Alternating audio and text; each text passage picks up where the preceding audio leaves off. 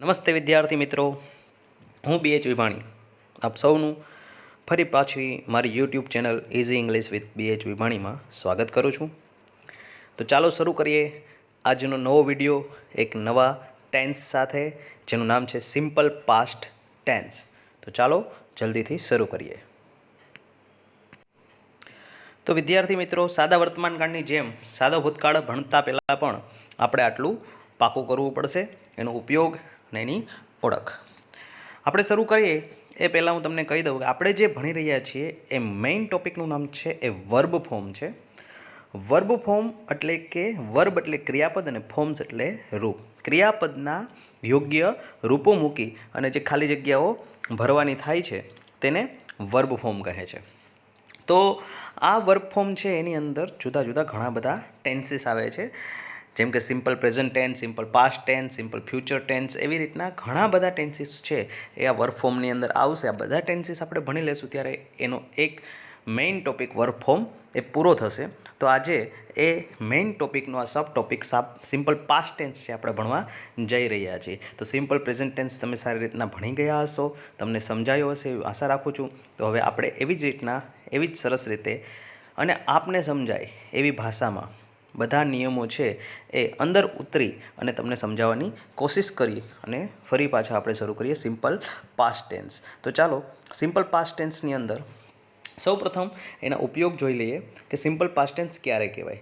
જ્યારે કોઈ ઘટના ભૂતકાળમાં બનેલી છે એવું કંઈ આપણે દર્શાવવું હોય ત્યારે એને સિમ્પલ પાસ્ટ ટેન્સથી દર્શાવવામાં આવે છે. દાખલા તરીકે ભૂતકાળમાં બનેલી ઘટનામાં આપણો દેશ ક્યારે આઝાદ થયો? તો કે 1947 તો એક ભૂતકાળમાં બનેલી ઘટના કહેવાય, ઐતિહાસિક બનાવ છે. જેટલા યુદ્ધો લડાણા છે એ બધા ભૂતકાળમાં લડાણા છે. તો આ બધા ઐતિહાસિક બનાવો જો તમારે દર્શાવવો હોય તો પણ તમે એને સાદા ભૂતકાળથી દર્શાવી શકો છો. કોઈ વાક્ય છે એની અંદર તમને કોઈ ભૂતકાળની સાલ દેખાય છે, 2020 પહેલાંની કોઈ પણ સાલ તમને દેખાય તો એ ભૂતકાળની સાલ થઈ ગઈ. તો એનો અર્થ એવો થયો કે એ વાક્ય સાદા ભૂતકાળનું છે, એમ સમજવું.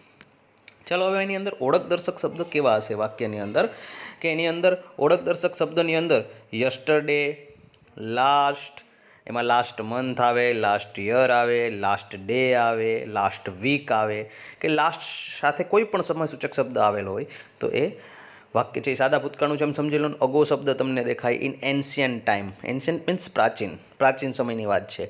ઇન ઓલ્ડન ડેઝ એટલે કે જૂના દિવસોની વાત છે. તો આવા કોઈ શબ્દ તમને જો વાક્યની અંદર દેખાય ત્યારે એ વાક્ય છે એ સાદા ભૂતકાળનું છે એમ સમજીને તમારે એને પૂરવાનું થાય છે. આગળ વધીએ.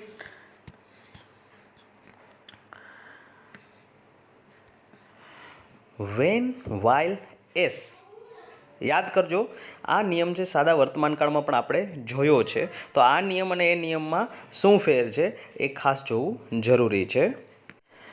પહેલાં જે વેન વાઇલ એસ આપણે જોયો હતો એની અંદર અહીંયા ચાલુ વર્તમાનકાળ દર્શાવેલો હતો અને એની સાથે બીજું વાક્ય આવતું સાદા વર્તમાનકાળમાં આવતું. તો આ વેન વાઇલ એસમાં કેવી રીતના હશે તો કે એક વાક્ય ચાલુ ભૂતકાળમાં હોય તો બીજું સાદા ભૂતકાળમાં પૂરવાનું થશે. એટલે ઘણી વખત એક જ નિયમ છે એ તમને એ મૂંઝવી નાખે એવો હોય છે કે ભાઈ વેન વાઇલ એસ હોય તો આપણે સાદો વર્તમાનકાળ પૂરવો કે સાદો ભૂતકાળ પૂરવો.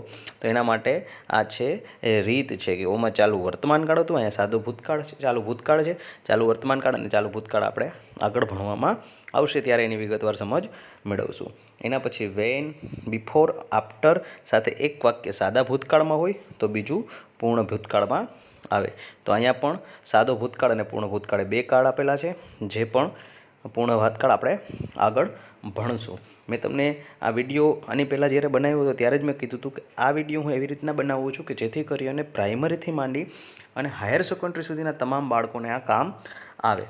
તો બધા નિયમોને આવરી લઈ અને હું આ વિડીયો બનાવું છું જેથી કરીને કંઈ બાકી ન રહી જાય. એના પછી આગળ વધીએ તો એન્ડ અને બટ જેવા સંયોજકો હોય તો એક વાક્ય સાદા ભૂતકાળમાં હોય તો બીજું વાક્ય પણ સાદા ભૂતકાળમાં આવે. તો આ એના નિયમો હતો. જ્યાં સુધી આ વસ્તુને આપણે ખાલી જગ્યામાં પ્રેક્ટિકલ સ્વરૂપે નહીં સમજીએ ત્યાં સુધી હજી તમને આ થોડું ન સમજાય એવું લાગશે. પણ જ્યારે પણ તમે વિડીયો જોવા બેસો ત્યારે આનો જે કાંઈ નિયમો છે એના સ્ક્રીનશોટ લઈ લેજો, પાસે ચોપડો રાખજો અને જ્યાં જ્યાં નોટ ડાઉન કરવાની ઈચ્છા થાય ત્યાં લખી લેજો. સ્ક્રીનશોટ પાડી લેશો તો ભવિષ્યમાં ગમે ત્યારે આમાંથી તમે તમારા ચોપડામાં ઉતારી શકશો. જેમ સાદા વર્તમાન કાળમાં વાક્ય રચના જોઈતી એમ અહીંયા પણ વાક્ય રચના જોવાની થાય છે. તમને ત્યારે પણ કીધું હતું કે કોઈ પણ વાક્ય રચના છે એક જ સ્ટ્રક્ચર ફોલો કરતી હોય, કર્તા, ક્રિયાપદ, કર્મ, અન્ય શબ્દ. તો એવી જ રીતના અહીંયા હકારની વાક્ય રચના છે કર્તા, ક્રિયાપદ, કર્મ, અન્ય શબ્દ. વર્તમાન કાળને પણ તાજો કરતા રહેશું જેથી કરીને ભૂલાય નહીં. વર્તમાન કાળમાં અહીંયા જે રૂપ હતું એ શું હતું તો કે મૂળ રૂપ અથવા એસ કે ઈએસ વાળું રૂપ. અહીંયા જે રૂપ આવે છે એ ભૂતકાળનું રૂપ આવે છે, એટલે કે બીજું રૂપ. હવે બીજું રૂપ શું છે એ હું તમને આના પછીના સ્ટેપમાં સમજાવીશ. બહુ જ અગત્યની વસ્તુ છે આ, એટલે એ તમારે ધ્યાન રાખીને સમજવી પડશે. નકારની વાક્ય રચના છે કર્તા વત્તા ક્રિયાપદ વત્તા કર્મ વત્તા અન્ય શબ્દ. વધારાનો શબ્દ કયો આવ્યો તો કે અહીંયા ડીડ નોટ આવ્યો. જ્યારે આપણે સાદો વર્તમાન કાળ ભણતા હતા ત્યારે અહીંયા ડુ કે ડઝ આવેલા હતા. ત્યારે આપણે બે વસ્તુ એ પણ યાદ રાખવી પડતી હતી કે ડુ ક્યારે આવે ને ડઝ ક્યારે આવે. સીટ હોય તો ડઝ આવે, બાકી બધા સાથે ડુ આવે.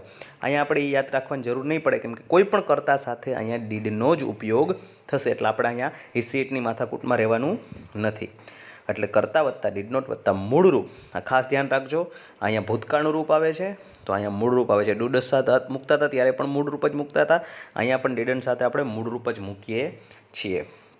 પ્રશ્નાર્થ વાક્ય રચના, એમાં પ્રશ્નાર્થની અંદર ડીડ છે એ આગળ આવી જશે, પછી કર્તા, ક્રિયાપદ, કર્મ, અન્ય શબ્દ અને પ્રશ્નાર્થ ચિહ્નની નિશાની. ડીડ આવ્યું એટલે અહીંયા મૂળરૂપ આવ્યું છે, ખાસ ધ્યાન રાખજો.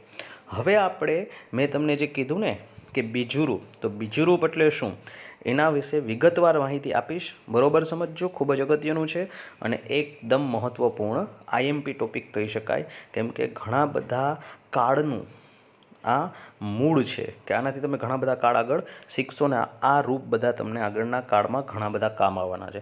તો હવે એ જોઈએ. તો હવે બરોબર સમજજો. અહીંયા તમારા માટે મેં એક વ્હાઇટ બોર્ડ બનાવી નાખ્યો છે. દરેક ક્રિયાપદના 3 રૂપ હોય છે, ફર્સ્ટ, સેકન્ડ અને થર્ડ. એટલે કે પહેલું રૂપ, બીજું રૂપ અને ત્રીજું રૂપ. અને ગુજરાતીમાં જોઈએ તો મૂળ રૂપ કહેવાય, આને ભૂતકાળનું રૂપ કહેવાય, ભૂતકાળનું રૂપ, અને આને ભૂત કૃદંતનું રૂપ કહેવાય, ભૂત કૃદંતનું રૂપ. બરોબર જોજો, મૂળ રૂપ, ભૂતકાળનું રૂપ અને ભૂત કૃદંતનું રૂપ. અંગ્રેજીમાં સમજીએ તો આને રૂટ ફોર્મ કહેવાય, આને પાસ્ટ ફોર્મ કહેવાય અને આને પાસ્ટ પાર્ટિસિપલ ફોર્મ કહેવાય. આ 3 રૂપ છે એ ખૂબ જ અગત્યના છે, કેમ કે અત્યારે તમે જે ખાલી જગ્યા પૂરશો એ આ ભૂતકાળના રૂપથી પૂરવાની છે અને ભવિષ્યમાં તમારે આ ભૂતકૃદંતના રૂપનો પણ એટલો જ ઉપયોગ કરવાનો થશે. તો આ ભૂતકાળનું રૂપ શું અને ભૂતકૃદંતનું રૂપ શું એ હવે પછી હું તમને સમજાવું છું. દાખલા તરીકે અહીંયા એક ક્રિયાપદ છે પ્લે. પ્લે એટલે રમવું. તો આનું ભૂતકાળનું રૂપ થાય છે પ્લેડ અને એનું ભૂતકાળનું રૂપ પણ થાય છે, ભૂતકૃદંતનું રૂપ પણ થાય છે પ્લેડ. એટલે આ એનું પહેલું રૂપ થયું, આ એનું બીજું રૂપ થયું, આ એનું ત્રીજું રૂપ થયું. એના પછીનું બીજું રૂપ છે પ્રે. પ્રે એટલે પ્રાર્થના કરવી. તો એનું પણ આપણે ભૂતકાળનું અને ભૂતકૃદંતનું રૂપ જોઈએ તો આ રીતનું થાય છે. તો આ એના રૂપ થયા. આને કહેવાય નિયમિત રૂપ. નિયમિત રૂપ.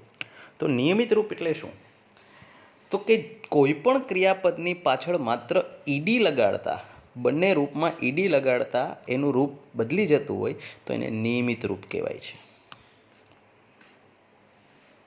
અને હવે આપણે જોઈએ અનિયમિત રૂપ.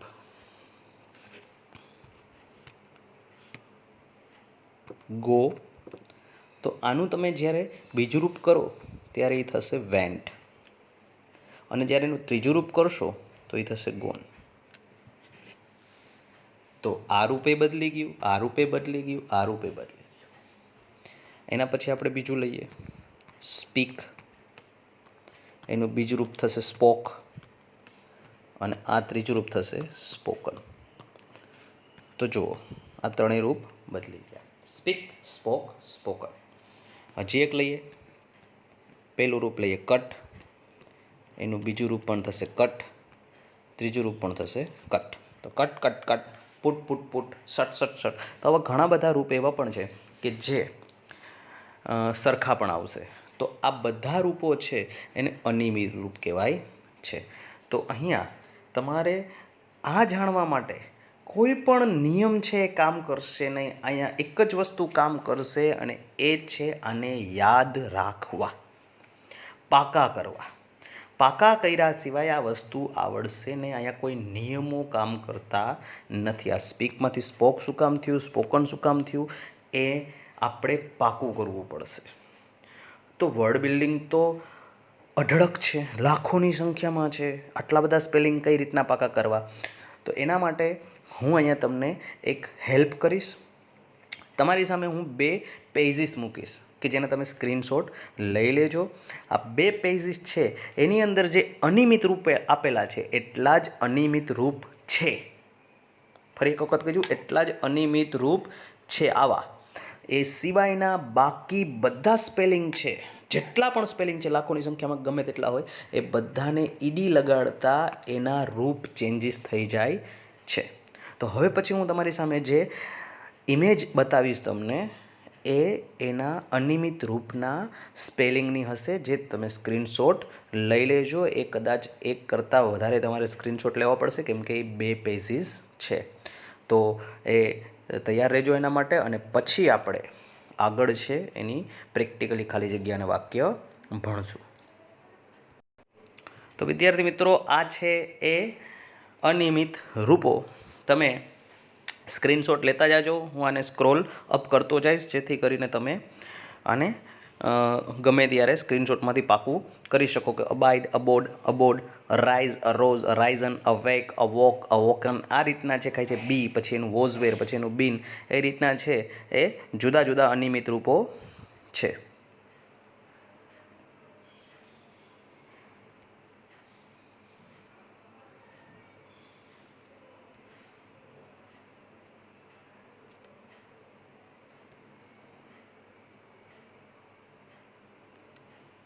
વધુમાં વધુ તમને સચોટ માહિતી મળી રહે, અંગ્રેજીનું વધુમાં વધુ તમને મહાવરો થાય, એ માટે વધુમાં વધુ માહિતી છે એ કલેક્ટ કરી અને વિડીયો બનાવી અને તમારી સામે મૂકી અને તમને સચોટ નિયમો સાથે અને સાચું ઇંગ્લિશ મળી રહે તે માટે હું પૂરતા પ્રયત્નો કરી અને તમને મટીરિયલ્સ પૂરો પાડી અને આવા વિડીયો તમારી સામે મૂકતો રહીશ.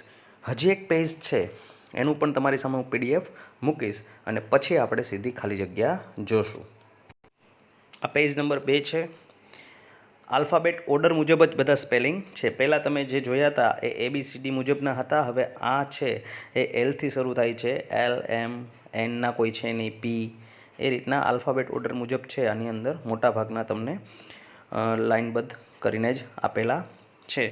તો આ બધાના સ્ક્રીનશોટ છે એ તમે લઈ અને ગમે ત્યારે તમારી નોટબુકમાં નોટ ડાઉન કરી અને પાકા કરી શકો છો. કેમ કે આગળ જે પણ કાળ આવશે એમાં જ્યારે ભૂતકાળના રૂપ કે ભૂતકૃદંતના રૂપ પૂરવાના થશે તો નિયમિત રૂપ હશે તો તમને વાંધો નહીં આવે કે ઈડી લગાડીને તમે એને પૂરા કરી શકશો. પણ અનિયમિત હશે તો તમારી પાસે પાકા નહીં હોય, કંઠસ્થ નહીં હોય, તો કદાચ તમને અનિયમિત રૂપો છે એ આવડશે નહીં અને તમને નિયમો આવડતા હોવા છતાં ખાલી જગ્યાની પૂરવાની રીત આવડતી હોવા છતાં તમે ખાલી જગ્યા સાચી પૂરી શકશો નહીં. તો આ બધા છે એ નિયમિત અને અનિયમિત રૂપ છે એ પાકા કરવા પડશે. એના માટે બીજો કોઈ રસ્તો નથી. તો હવે આપણે સીધા જ પ્રેક્ટિકલી ખાલી જગ્યામાં આગળ વધીએ. અહીંયા તમારી સામે પ્રથમ ખાલી જગ્યા છે, ધે ખાલી જગ્યા ફોર મુંબઈ યસ્ટરડે. તો અહીંયા તમારી સામે સૂચક શબ્દ છે યસ્ટરડે છે. આના ઉપરથી તમને ખબર પડશે કે આ ખાલી જગ્યા છે એ સાદા ભૂતકાળની છે અને આપણે વાક્ય રચના યાદ કરશું તો એમાં જે ખાલી જગ્યા પૂરવાની હતી એ ભૂતકાળના રૂપની પૂરવાની આવતી હતી. એટલે મિત્રો ખાસ ધ્યાન રાખજો, આ તમને જે કાઉન્સમાં જે ક્રિયાપદ આપ્યું છે એનું બીજું રૂપ જ બધે આવશે. જ્યારે નકાર અને પ્રશ્નાર્થ આવશે ત્યારે શું આવશે પછી જોશું, પણ અહીંયા જે તમને આપેલું છે એનું બીજું રૂપ તમને આવડવું જોશે. અત્યારે તમે હજી કોઈ રૂપ પાકા કરેલા નથી એટલા માટે તમને કદાચ અમુક અનિયમિત રૂપોના બીજા રૂપ આવડશે નહીં. એટલે અત્યારે હું તમને આ મારી રીતના છે એ જે મને ખબર છે કે આના ક્યાં રૂપ થાય છે હું તમને પૂરીને દેખાડું છું. તો આ લીવ છે એ નિયમિત રૂપ નથી, અનિયમિત રૂપ છે. એટલે લીવનું લીવડ નહીં થાય, એ લીવનું લેફ્ટ થશે. આ નિયમિત રૂપ છે લીવનું left. They left for Mumbai yesterday. એના પછી બીજી ખાલી જગ્યા છે કે ખાલી જગ્યા એ ખાલી જગ્યા ધ ડિનર લાસ્ટ નાઇટ. અહીંયા જે સૂચક શબ્દ છે લાસ્ટ નાઇટ છે, બરોબર જોજો, આ પ્રશ્નાર્થવાળું વાક્ય છે અને ખાલી જગ્યા તમને 2 આપેલી છે. એટલે એનો અર્થ એવો થયો કે પહેલી ખાલી જગ્યામાં પ્રશ્નાર્થની વાક્ય રચના મુજબ અહીંયા ડીડ મૂકવાનું થશે અને જ્યારે તમે આવી રીતના સહાયકારક ડીડ મૂકો છો ત્યારે બીજું એક પણ રૂપ મૂક્યા વગર ખાલી જગ્યાનું મૂળ રૂપ મૂકી દેવાનું. અહીંયા તમારે બીજું રૂપ વિચારવાની જરૂર નથી, કેમ કે ડીડ મૂકી દીધું છે એટલે એની સાથે મુખ્ય ક્રિયાપદ જ આવશે. અહીંયા કોઈ રૂપમાં ચેન્જીસ કરવાના થશે નહીં. ત્રીજી ખાલી જગ્યા છે વી ખાલી જગ્યા ફ્રીડમ ઇન 1947. ભૂતકાળની સાલવારી છે માટે આ ભૂતકાળનું વાક્ય છે, હકાર વાક્ય છે. આનું બીજું રૂપ પૂરવાનું થશે, અનિયમિત રૂપ છે, ગેટનું ગોટ થશે, ગેટ ગોટ ગોટ. આજ જ્યારે ફોરગેટ બને છે ત્યારે ફોરગેટ ફોરગોટ ને ફોરગોટન થાય છે, પણ અહીંયા ગેટ ગોટ ગોટ, ખાલી ગેટ છે એટલે. આગળ વધીએ. જિજ્ઞેશ ખાલી જગ્યા સ્ટોરી બુક લાસ્ટ વીક. અહીંયા તમને જે સૂચક શબ્દ આપ્યો છે લાસ્ટ વીક, એના ઉપરથી તમને આ વાક્ય કયા કાળનું છે એ ખબર પડશે. લાસ્ટ વીક એટલે ગયા અઠવાડિયે, સાદા ભૂતકાળનું વાક્ય છે માટે હકાર વાક્ય હોવાથી અહીંયા બાયનું બીજું રૂપ મૂકવાનું થશે. એ પણ એક અનિયમિત રૂપ છે જેનું થાય છે BOUGHT, bought. Buy, bought, bought. પાંચમી ખાલી જગ્યામાં આગળ વધીએ. વેર ખાલી જગ્યા યુ ખાલી જગ્યા હિમ ધેટ દે. પ્રશ્નાર્થ વાક્ય છે, 2 ખાલી જગ્યા છે. તમારે અહીંયા ડુ ડઝ જેવી માથાકૂટ નથી, કેમ કે ડુ ડઝમાં હજી વિચારવું પડતું હતું કે ડુ આવશે કે ડઝ. હી સીટ હોય તો ડઝ આવે, બાકી બધા સાથે ડુ આવે, પણ અહીંયા એ વિચારવાની જરૂર નથી. ડીડ જ આવશે કોઈ પણ કરતા સત્તા. એટલે પહેલી ખાલી જગ્યામાં ડીડ અને બીજી ખાલી જગ્યામાં મૂળ રૂપ જ પૂરી દેવાનું. એટલે where did you C him that day. તમે એને તે દિવસે ક્યાં જોયા હતા. આ રીતનું એનું ગુજરાતી પણ થશે.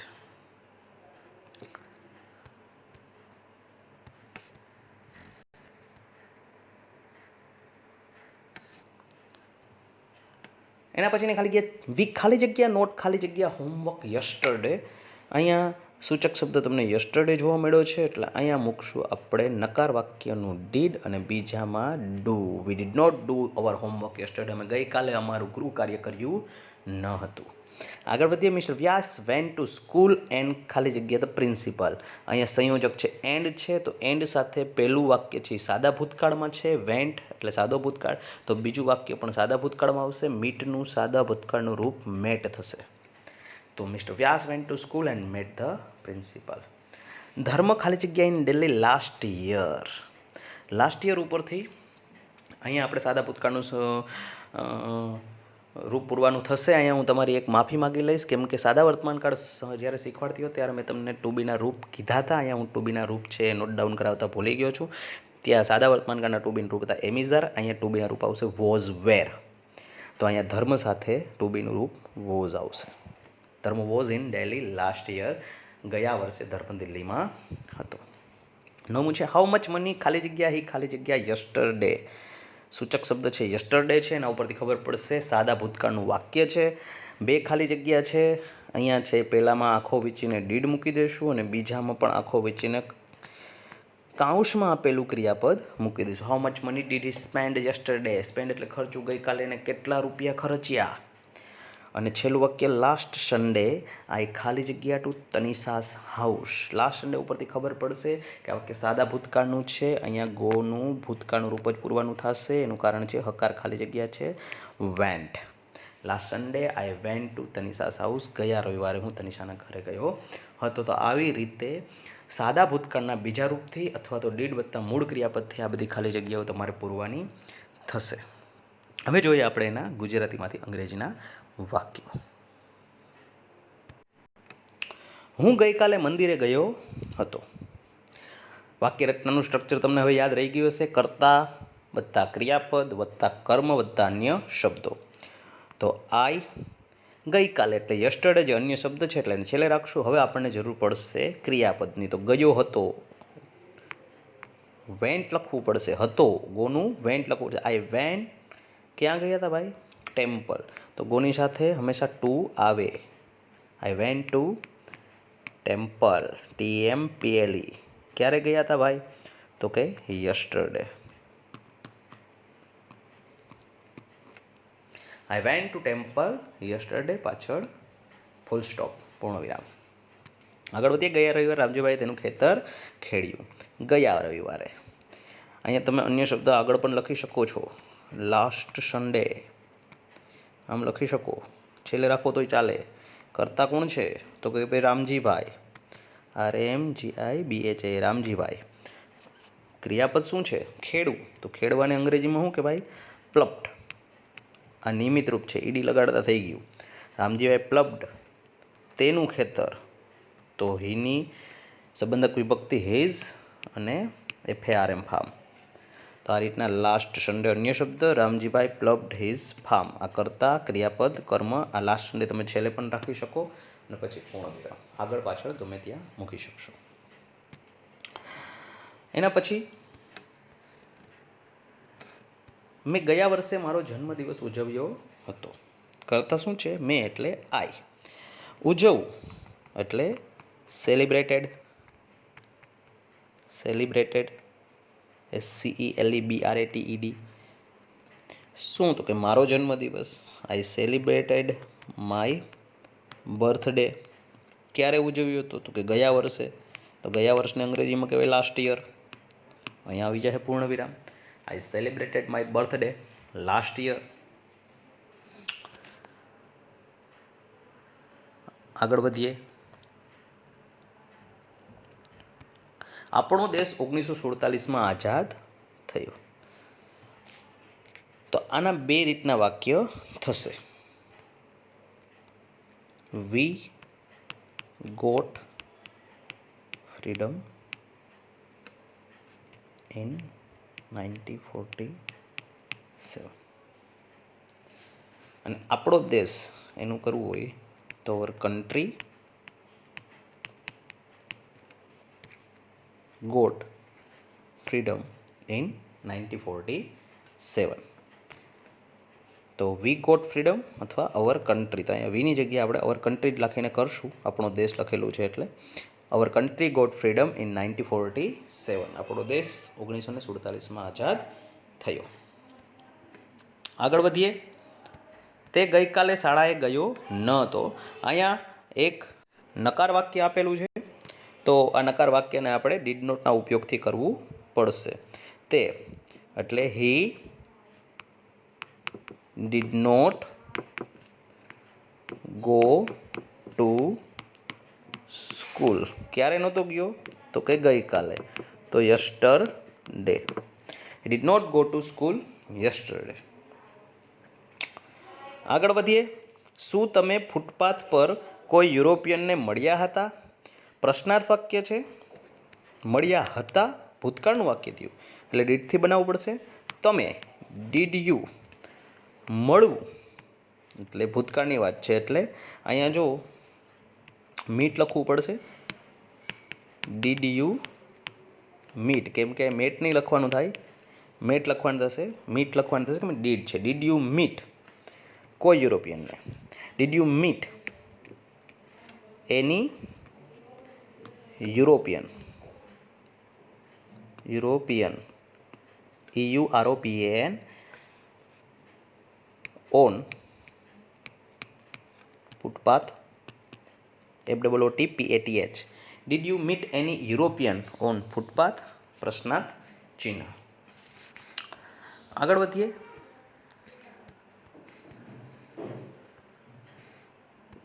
ઘણા સમય પહેલાં લોકો સંસ્કૃત બોલતા હતા. ઘણા સમય પહેલાં અંગ્રેજીમાં એને લખાય અ લોંગ અગો.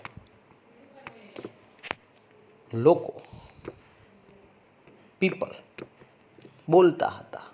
બોલવું એટલે સ્પીક અને એનું ભૂતકાળનું રૂપ સ્પોક. અને સંસ્કૃત SANSKRIT સંસ્કૃત. અ long ago people spoke Sanskrit. ઘણા સમય પહેલાં લોકો સંસ્કૃત બોલતા હતા. રામુ એક પ્રમાણિક માણસ હતો. Ramu was an honest man. Ramu was an honest man. Ramu એક પ્રમાણિક માણસ હતો. આગળ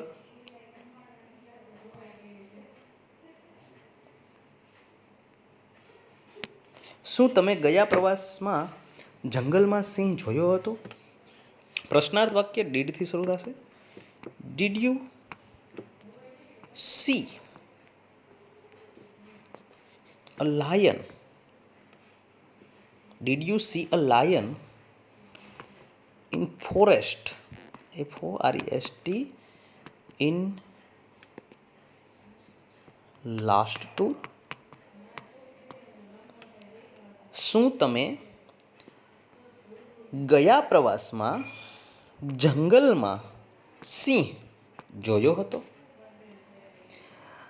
દરેકનું અંગ્રેજી આવડવું જરૂરી છે, પણ એને વાક્ય રચના મુજબ ગોઠવવું પણ જરૂરી છે. આને તમે આગળ લખો તો પણ ચાલે. In last tour did you C a lion in forest, અને પાછળ પ્રશ્નાર્થ ચિહ્ન કરવું જરૂરી છે. જ્યારે હું જમી રહ્યો હતો ત્યારે તમે આવ્યા. આ વાક્ય બે રીતે થશે, બરોબર જોજો. અહીંયા રૂલ્સ કામ કરે છે માટે કહું છું. While I was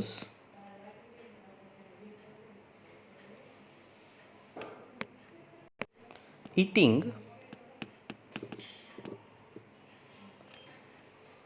you came. While I was eating, you came. while થી બનાવો ત્યારે આ વાક્ય આમ બનશે. જ્યારે હું જમી રહ્યો હતો ત્યારે તમે આવ્યા. અને આ જ વાક્ય જ્યારે when થી બનાવીએ ત્યારે કઈ રીતનું બનશે એ તમને જણાવી દઉં.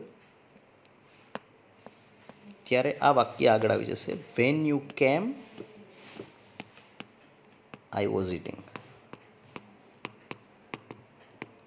તો આના માટે તમારે વેન વાઇલ એસ છે એનો આખો ટોપિક ભણવો પડે. એ આગળ જ્યારે હું વિડીયો બનાવીશ ત્યારે એ ટોપિક પણ એમાં જરૂરથી તમને સમજાવીશ. વેન યુ કેમ આઈ વોઝ ઇટિંગ. જ્યારે તમે આવ્યા ત્યારે હું જમી રહ્યો હતો, ખાઈ રહ્યો હતો. તો મિત્રો, આ હતા ગુજરાતીમાંથી અંગ્રેજીના વાક્યો. તો હવે સમય આવી ગયો છે તમારા માટે પ્રેક્ટિસનો. તો હવે હું તમારી સામે પ્રેક્ટિસની ખાલી જગ્યાઓ મૂકી રહ્યો છું, પ્રેક્ટિસના વાક્યો મૂકી રહ્યો છું. અને આજે તમારા સામે કંઈક નવું પણ લઈને આવીશ, જે તમારે થોડુંક એક્સ્ટ્રા કરવું પડશે, જે તમારા ફાયદા માટે જ છે. તો આ રહી તમારી પ્રેક્ટિસની ખાલી જગ્યાઓ. 10 ખાલી જગ્યાઓ પ્રેક્ટિસ માટેની છે. સ્ક્રીનશોટ લઈ શકો છો અને પછી ગમે ત્યારે તમારા નોટબુકની અંદર લખી રાખજો. આગળનો વિડીયો સોલ્યુશનનો હશે, જેમાં તમને આનું સોલ્યુશન મળી જશે. સાદા વર્તમાનકાળનું સોલ્યુશન છે એ મુકાઈ ગયું છે.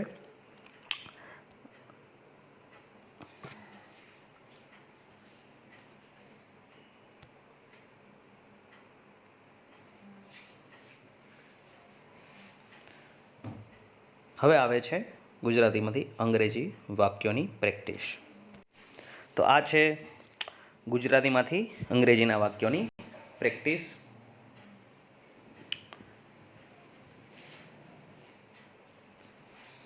અને હવે તમારા માટે એક નવી પ્રેક્ટિસ જે તમને બતાવું છું.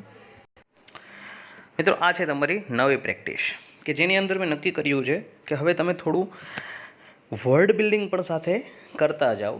ઘણી બધી વસ્તુઓ આપણી આસપાસ, આપણી અંદર કે આપણી નજીકની હોય છે કે જેનું અંગ્રેજી આપણને આવડતું નથી હોતું. તો અહીંયા મેં તમારા માટે એક નવી પ્રેક્ટિસ મૂકવાની શરૂઆત કરી છે. એટલા માટે કેમ કે જો તમારે અંગ્રેજી વધુમાં વધુ બોલતા શીખવું હશે તો તમારી પાસે વધુમાં વધુ હોવું જોઈએ વર્ડ બિલ્ડિંગ.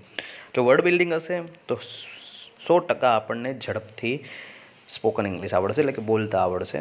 તો વર્ડ બિલ્ડિંગ આપણે કેટલું જાણીએ છીએ એના માટે તમારી માટે આ મેં એક વધારાની એક્સરસાઇઝ મૂકી છે. અહીંયા પાર્ટ્સ ઓફ બોડી આપેલા છે કે આપણા શરીરના અંગો છે એનું પણ આપણને અંગ્રેજી ખબર છે કે નહીં, એના માટેનો આ મહાવરો છે.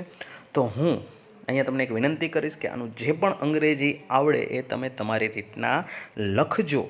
ક્યાંય કોઈ જગ્યાએ પૂછવાનું નથી, કોઈ ગૂગલમાં કે ક્યાંય જોવાનું નથી. જે કાંઈ આવડે છે લખો અને તમે તમારી જાત તપાસો કે ખરેખર મને આમાંથી કેટલાનું અંગ્રેજી આવડે છે. અને અહીંયા જે મેં તમારી સામે પાર્ટ્સ ઓફ બોડી મૂક્યા છે એ માત્ર હાફ જેટલા મૂક્યા છે, એટલે કે શરીરના હાફ અંગો જ મૂક્યા છે. બીજા જે પાર્ટ્સ ઓફ બોડી છે આના પછીના વિડીયોની અંદર હું એડ કરીને મૂકીશ, જેથી કરી અને તમે ટૂંક સમયની અંદર પાર્ટ્સ ઓફ બોડીથી તો વાકેફ થઈ જ જાઓ કે જેની અંદર શરીરના આઉટ ઓર્ગન્સ અને ઇનર પાર્ટ્સ બંને આવી જશે કે આપણા શરીરની અંદર પણ ઘણા બધા અવયવો છે કેમ કે આંતરડું છે, ફેફસા છે, તો આ બધાનું પણ અંગ્રેજી આપણને નથી આવડતું, તો એ પણ આપણને આવડવું જોઈએ.